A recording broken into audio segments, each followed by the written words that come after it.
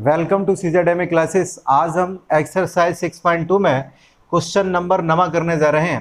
तो इसमें आपको बताना क्या है, तो बताना यह है कि थीटा का एक वर्धमान फलन है और अंतराल आपको देखना है 0 से π/2 में। ये आपका क्लोज्ड इंटरवल है। क्या करेंगे आप, फंक्शन आपके सामने ये गिवन है, फंक्शन का आप करेंगे एक बार अवकलन डिफरेंशिएशन आपको करना पड़ेगा और जब आपका बाई डैश निकलेगा इसको 0 के इक्वल करवाएंगे, फिर आप चेक करेंगे कि आपका पॉजिटिव होगा अथवा नहीं होगा। अगर पॉजिटिव होगा तो वर्धमान हो जाएगा, यही आपको बताना है।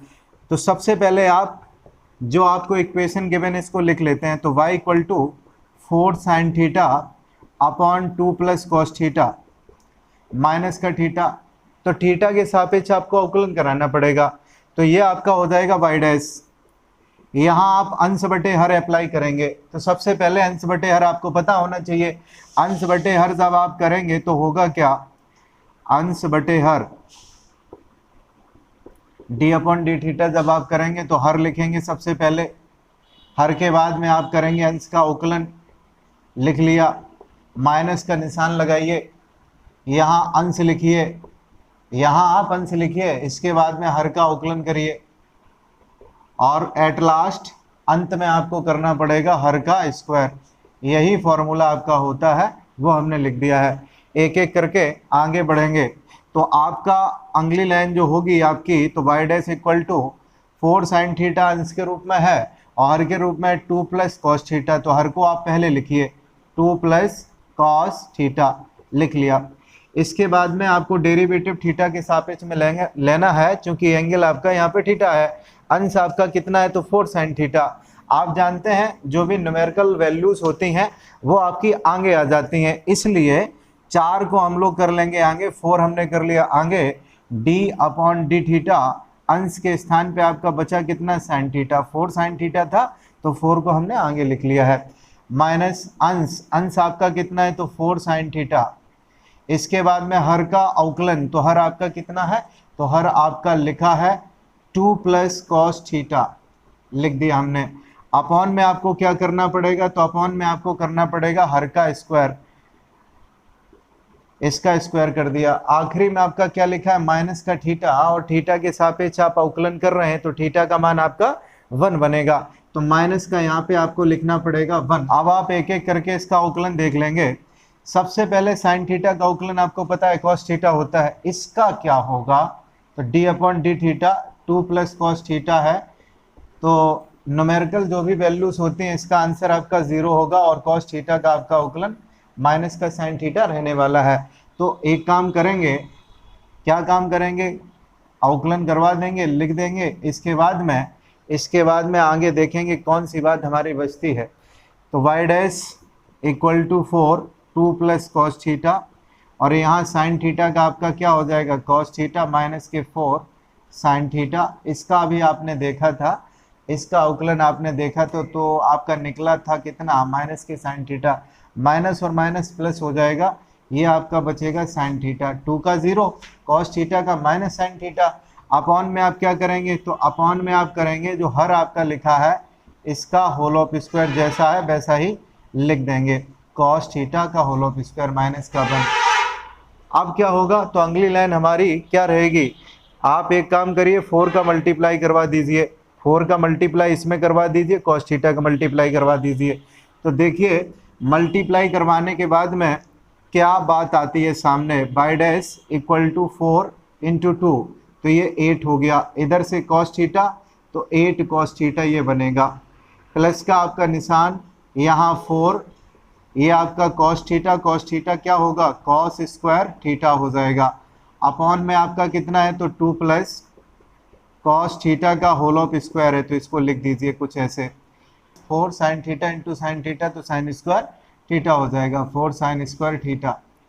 इसके बाद में माइनस का ये आपका होगा क्या, 1 होगा, लिख दिया हमने। ये आपका फॉर्मूला बन जाएगा, cos square theta plus sine square theta मतलब 1 होगा। जब आप यहाँ पे 4 क्या ले लेंगे, कॉमन ले लेंगे, तो फॉर्मूला आपका बन जाएगा।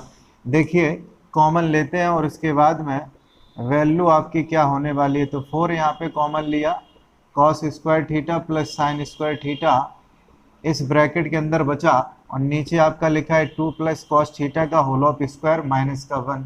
इसका मान आप जानते हैं अच्छे से 1 होता है, तो 4 इंटू 1 कितना हो गया, 4 हो गया।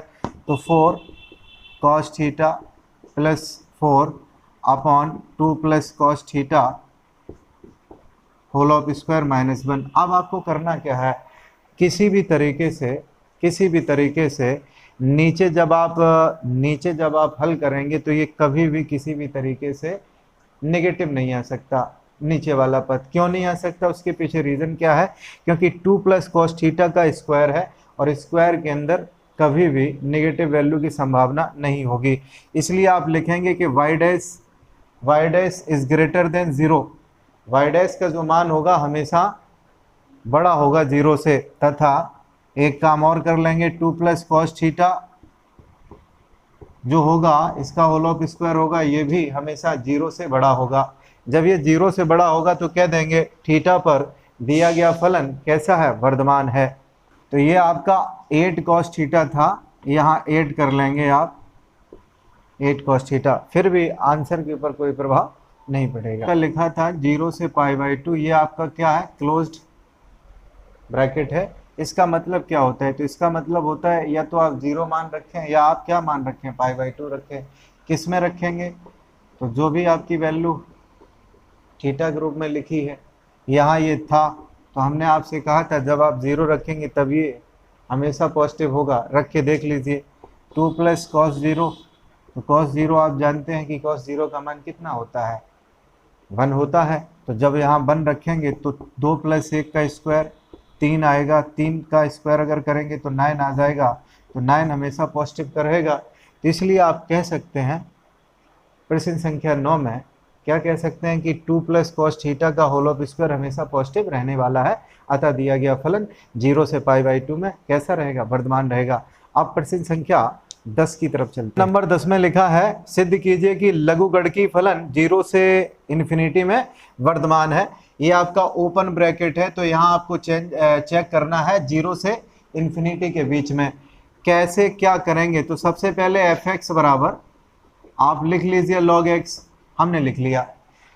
अब आप f'(x) निकालेंगे। जब आप f'(x) निकालेंगे तो होगा क्या, अवकलन करवाएंगे आप x के सापेक्ष में। f'(x) बराबर क्या होगा, 1/x होगा। x का जो मान है वो 0 से आपका बड़ा होना चाहिए। अगर 1 रखेंगे तो कभी भी f'(x) नेगेटिव नहीं आएगा, ना तो नेगेटिव आएगा और ना ही आपका कैसा आने वाला है, शून्य आने वाला है। क्योंकि 0 से इन्फिनिटी के बीच में आपका 1, 2, 3, 4, 5 अनंत संख्याएं हो सकती हैं। जब आप यहाँ पे कोई भी वैल्यू आप पुटअप करवाएंगे तो उसकी कंडीशन, पहली कंडीशन ये होगी कि हमेशा f'(x) ग्रेटर देन 0 होगा, ग्रेटर देन 0 होगा हमेशा हर कंडीशन में। तो जब f'(x) ग्रेटर देन 0 आपका होगा तो आप कह सकते हैं f'(x) इज ग्रेटर देन 0, अतः 0 से इन्फिनिटी में दिया गया फलन कैसा है, वर्धमान है, पॉजिटिव है। तब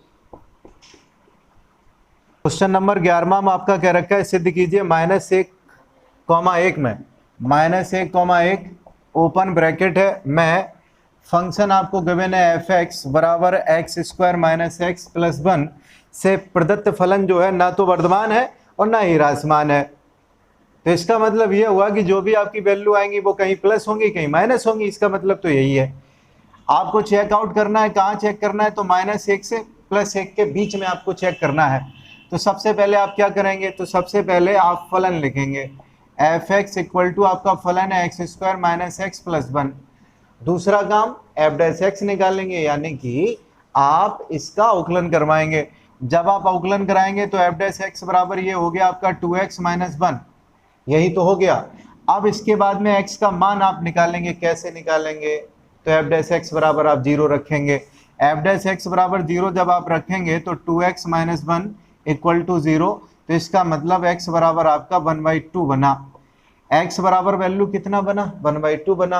अब आप इसको कहाँ पे लिखेंगे, नंबर प्लेट पे आप लिखेंगे। कैसे, तो देख लीजिए, ये -1 रहा, ये 1 रहा, ये हाफ जो वैल्यू होगी आपकी कहाँ रहेगी, हाफ वैल्यू आपकी रहेगी इन दोनों के मध्य में। अब आपका अगला काम क्या होगा, तो अब आप लिखेंगे यहाँ अंतराल को लिखेंगे।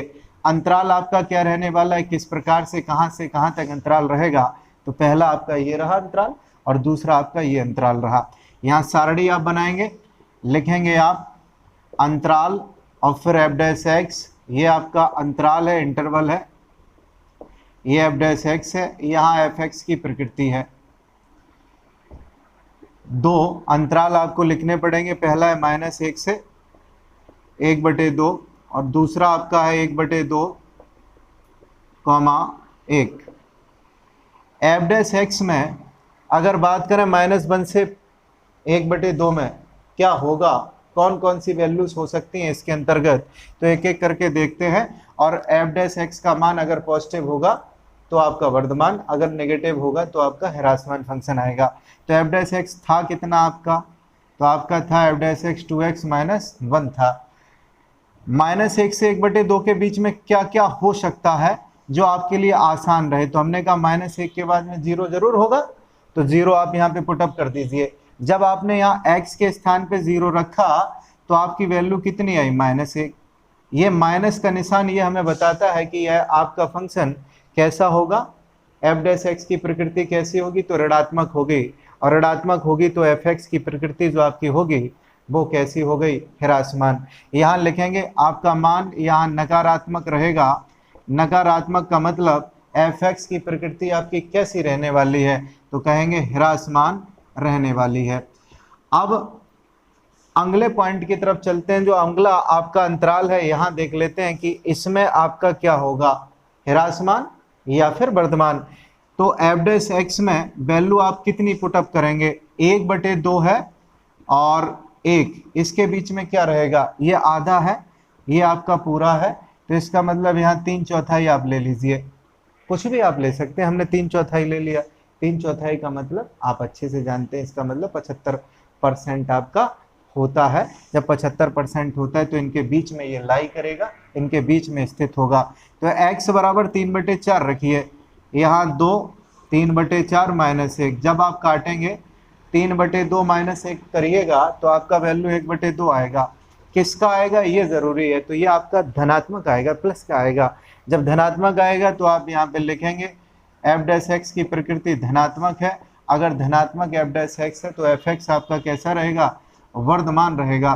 तो आपने अभी देखा जो एफ एक्स हमारा फंक्शन है ये कहीं तो नेगेटिव है और कहीं आपका पॉजिटिव है, इसलिए आप कह नहीं सकते ना तो वर्धमान है और ना ही ह्रासमान है। वर्धमान आप कब कहते, जब लगातार ये आपका पॉजिटिव आता। ह्रासमान आप लगातार कब कहते, जब नेगेटिव आता। तो आप कह देंगे अतः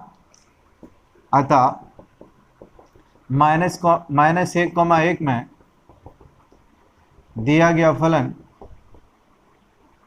ना तो वर्धमान है और ना ही ह्रासमान है, ये हमने लिख दिया।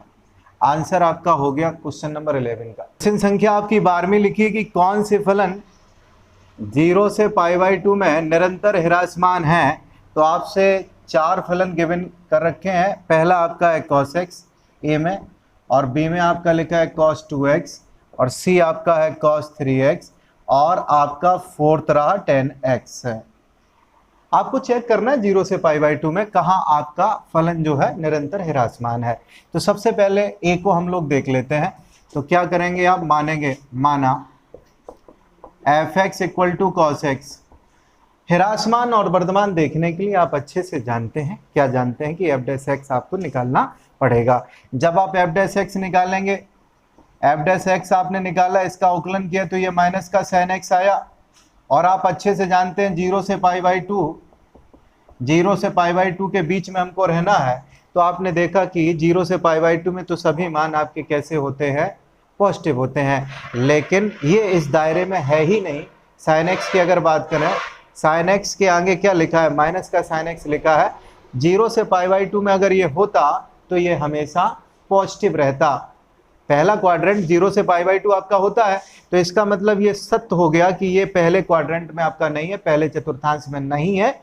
जब ये पहले चतुर्थांश में नहीं है, इसका मतलब ये आपका फलन 0 से पाई बाई 2 में क्या रहेगा, ह्रासमान रहेगा। यहाँ लिखेंगे F dash x less than 0, अतः दिया गया फलन कैसा होगा, 0 से पाई बाई 2 में ह्रासमान होगा, डिक्रीजिंग होगा, ह्रासमान होगा, डिक्रीजिंग होगा। ये कब भी है, इसमें लिखा है आपका cos 2 बाई 2 में ह्रासमान है अथवा इंक्रीजिंग है, तो आप मान लेंगे f x equal to cos 2x। अवकलन करिए तो एफ डैश एक्स बराबर cos लिखा है, तो आप जानते हैं माइनस का साइन 2x होगा, और जब आप 2x का करवाएंगे अवकलन तो यहाँ आपका 2 बाहर आ जाएगा। आप ही बताइए 0 से पाई बाई 2 में ये वैल्यू क्या लाई करेगी। आप सब जानते हैं कि जितनी 6 निष्पत्तियाँ हमारी हैं 0 से पाई बाई 2 यानी कि पहले चतुर्थांश के अंदर ये सभी ऑल पॉजिटिव होती हैं, तो इसका मतलब ये तय हो गया कि ये वाला जो फलन है आपका 0 से पाई बाई 2 में नहीं है। जब 0 से पाई बाई 2 में नहीं है, यही कारण है यहाँ पे आपका माइनस साइन आया। अतः हम कह देंगे F dash x is less than किससे, तो लेस देन ये आपका हो गया किससे, 0 से लेस देन है। जब 0 से आपका लेस देन हो गया, F dash x is negative जब है तो आप कह देंगे अतः दिया गया फलन कैसा है, 0 से पाई बाई 2 में ह्रासमान है, डिक्रीजिंग है। अब पार्ट नंबर हम लोग सी की तरफ चलते हैं। यहाँ कोई बड़ा अंतर नहीं है, cos 2x के स्थान पे आपका कितना हो गया, 3x हो गया है। तो देख लेते हैं क्या फर्क पड़ेगा, कोई फर्क नहीं पड़ने वाला है, बस ये हो जाएगा -3 बाहर आ जाएगा, और ये आपका साइन 3x, ये यहाँ एफ डैश एक्स आप लिखेंगे, एफ डैश एक्स नेगेटिव है। अब जब नेगेटिव है यानी कि 0 से आपका छोटा है, 0 से छोटा है, आपको लिखना पड़ेगा था 0 से पाई बाई 2 में फलन ह्रासमान है, डिक्रीजिंग है। अब पार्ट नंबर हम लोग डी की तरफ चलते हैं, तो पार्ट नंबर डी में आपसे कह रखा है 10x दे रखा है, तो आप लिखेंगे F x equal to 10x। जब आप अवकलन करेंगे तो एफ डैश एक्स बराबर सेक स्क्वायर एक्स।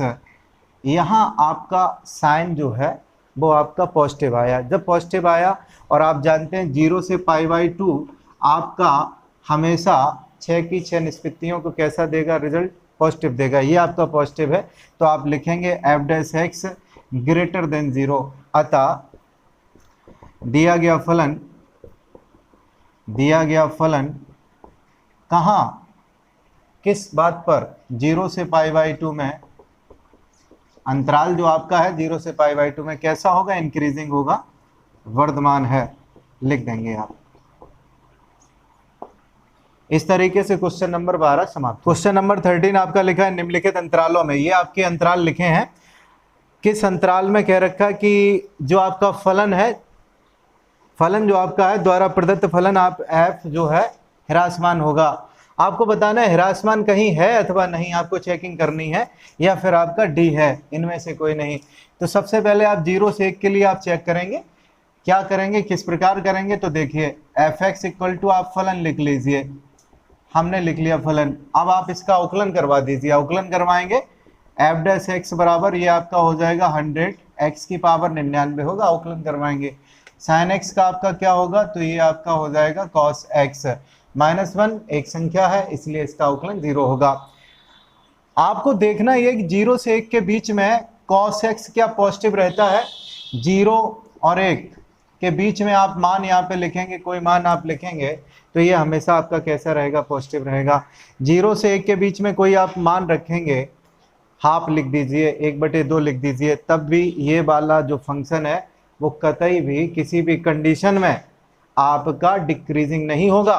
तो आप लिखेंगे, क्या लिखेंगे आप, 100 x की power 99 is greater than 0 and और cos x is also is greater than 0, that means F dash x greater than 0। आप लिख देंगे अतः 0 से 1 में फलन वर्धमान है, से पाई बाई 2 में भी ये नेगेटिव नहीं होगा, तो इसका मतलब ना ए ना बी और ना सी में इंक्रीजिंग नहीं होने वाला है। अवकलन आपका यही आएगा, ये आपका नेगेटिव होगा नहीं, ये हमेशा पॉजिटिव रहेगा। जब पॉजिटिव रहेगा, सी में भी पॉजिटिव रहेगा, तो लगातार ए बी और सी में वर्धमान रहने वाला है आपका फंक्शन।